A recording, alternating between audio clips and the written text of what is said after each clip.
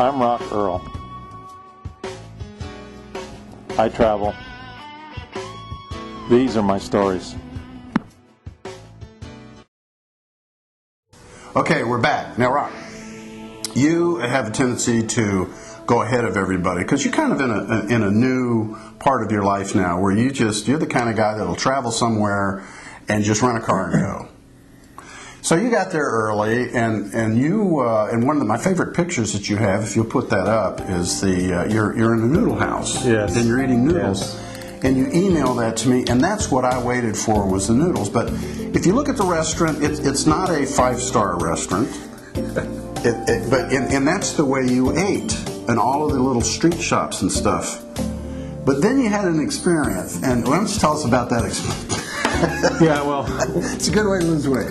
the primary trip we're talking about here today is the Viking River Cruise, and it was set up for Westerners, and it was great. And yet, there's always a different side to traveling. You can get as deep as you want into this, and it helps to have a friend who lives there and speaks the language and has a luxury apartment on the 35th floor.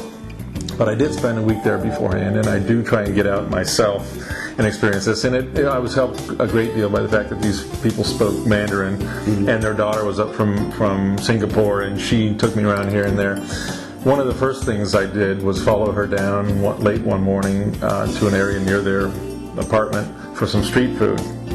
And I'm always willing to try street food. I'm not going to eat a live cockroach or anything. I'm not going to eat a live toad. But it's interesting stuff that is really local cuisine I will do. And sure. First place we stopped into was this little old neighborhood market stall street, and they had little people, little vendors with pots of boiling stuff, and I had no idea what it was. She picked out a couple of buns. I would call them dumplings, but they weren't wet. They were like buns.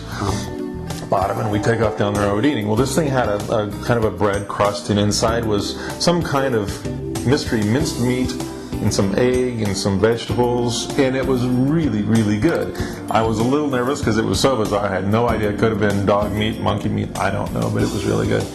We went and did a few things, did a little bit of shopping, and on our way back, we had a slightly more legitimate venue, a little noodle shop. And this is the picture you love. And I'm not sure you had this experience on that whole trip, but we went in there. The people were from Tibet, as I recall, and my host's daughter actually the whole family got to know these people, and she ordered for me something that wouldn't be terrible, and it was fabulous. I mean, it was this hot little bowl of soup, and it probably cost 25 cents.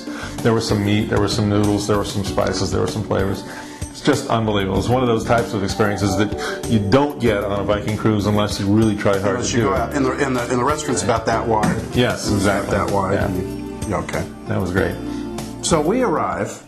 Everybody arrives, and you move from your friend's house or apartment to the 5-star hotel, and now you're living like the folks in the tour. Yes. Yeah, although the living standards didn't go up much, then St. Regis is pretty luxurious, and at that point in time my street adventures pretty much stopped, because at that point you're encapsulated in what the tour is doing and where they're going sure. and where they're eating and so forth, so yeah. All right, so you're... what did you decide to have that night? It wasn't Italian. What did you have in the restaurant in the 5-star hotel? You had. Well, that's a funny story. That's what I'm trying to get you to tell. I had been eating on the street for a week here, and with our hosts, we would go to legitimate Chinese restaurants, which still are nothing like the Chinese restaurants we think of. Mm-hmm. The dishes they ordered were things I'd never heard of, and strange tastes and so forth. So we get to the St. Regis earlier in the day before everyone flew in from the States. And I'm kind of hankering for some Western food. I think I had tried a McDonald's once earlier in the week somewhere. Oh, that was on the day I got my massage. That's another story. So we sit down in the lobby of the St. Regis, and they have a Western menu, and I look, and there's sandwiches and hamburgers and all this Western food. And I think it'd be fun to have a pastrami and Swiss on rye.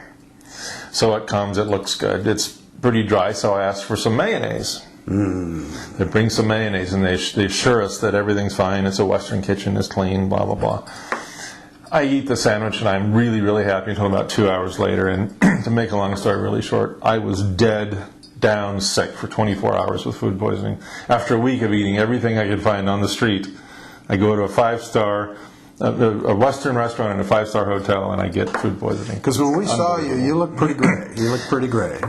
But Indeed. it just goes to show that doesn't make a difference. That could happen in Casa Grande. Absolutely, and that's the kind of thing as a traveler you just have to put up with. It happens every now and then, whether it's street food or restaurant food.